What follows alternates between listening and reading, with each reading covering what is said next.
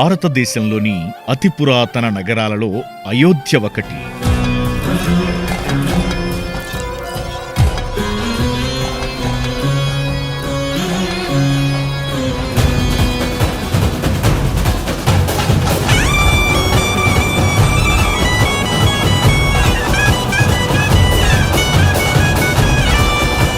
శ్రీహరి శ్రీరాముడిగా అవతరించిన పుణ్యప్రదేశంగా దీనిని పురాణాలు చెబుతున్నాయి. సరయూ నదీ తీరంలో ఫైజాబాద్కు 6 కిలోమీటర్ల దూరంలో ఉన్న ఈ క్షేత్రం విష్ణుమూర్తి 7వ అవతారమైన రాముడి చరిత్రతో సన్నిహిత సంబంధం కలిగి ఉంది.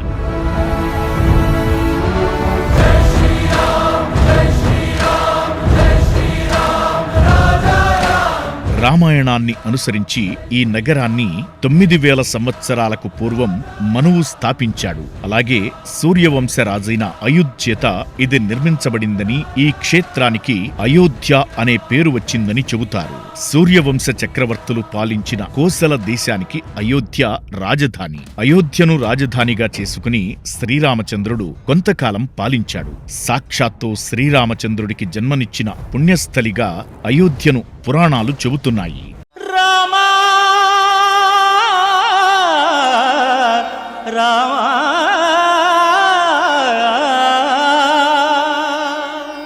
భారతదేశంలోని 7 మోక్షపురాలలో అయోధ్యను ఒకటిగా స్కందపురాణం పేర్కొంది.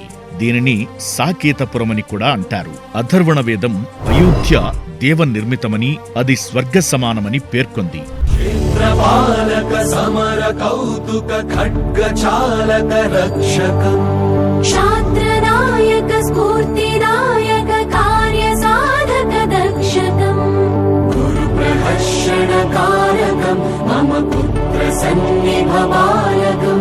అయోధ్యను మొదటిసారిగా సూర్యవంశ రాజైన వైవస్వత మనువు కుమారుడైన ఇక్ష్వాకు నిర్మించి పాలించాడని పురాణ కథనాలు వివరిస్తున్నాయి. ఈ వంశం వాడైన పృథువు వలన భూమికి పృథ్వీ అనే పేరు వచ్చింది. తరువాత రాజు మాంధాత. సూర్యవంశంలోని 31వ రాజు హరిశ్చంద్రుడు. రఘుమహారాజు తరువాత సూర్యవంశం రఘువంశంగా కూడా పిలువబడింది. రఘుమహారాజు మనుమడు దశరథుడు. అయోధ్యను రాజధానిగా చేసుకుని సూర్యవంశ రాజైన ఇక్ష్వాకు కోసల రాజ్యాన్ని పాలించాడు. 63వ సూర్యవంశ రాజైన దశరథుడి రాజ్యసభగా అయోధ్య ఉంది. దశరథుడి కుమారుడే అవతార పురుషుడైన శ్రీరాముడు. అందరి బంధువయ్యా భద్రాచల రామయ్యా, ఆదుకునే ప్రభువయ్యా అయోధ్య రామయ్యా, చేయూతనిచ్చేవాడయ్యా మా సీతారామయ్యా. అయోధ్య దేవతల చేత నిర్మించబడిందని, అందువలన స్వర్గపురిగా వర్ధిల్లిందని విశ్వసిస్తారు. అలాగే జైనమతానికి చెందిన 5గురు తీర్థంకరులు కూడా ఇక్కడే జన్మించారు. జైనమతానికి ఆద్యుడైన శ్రీ రిషభదేవుడు కూడా ఇక్కడే జన్మించాడు. భగవాన్ స్వామినారాయణ్ కూడా తన బాల్యం ఇక్కడే గడిపాడు.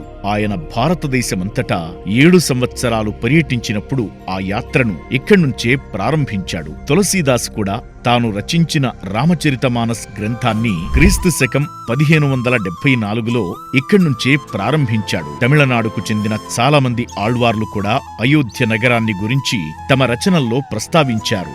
సాక్షాత్తు శ్రీహరి శ్రీరాముని రూపంలో అవతరించిన పరమ పుణ్యధామం అయోధ్య. అయోధ్య సరయూ నది ఒడ్డున ఉంది. వశిష్ఠుడు తన తపోబలంతో సరయూ నదిని ఈ భూమి మీదకు తెచ్చినట్లు ఇక్కడి స్థల పురాణాలు చెబుతున్నాయి. జ్యేష్ఠ శుక్ల పూర్ణిమ నాడు సరయూ నది మానస సరోవరం నుంచి ఇక్కడకు వచ్చిందని చెబుతారు. చైత్ర శుక్ల నవమి నాడు ఇక్కడ శ్రీరామనవమి ఉత్సవాలు అత్యంత ఘనంగా జరుగుతాయి.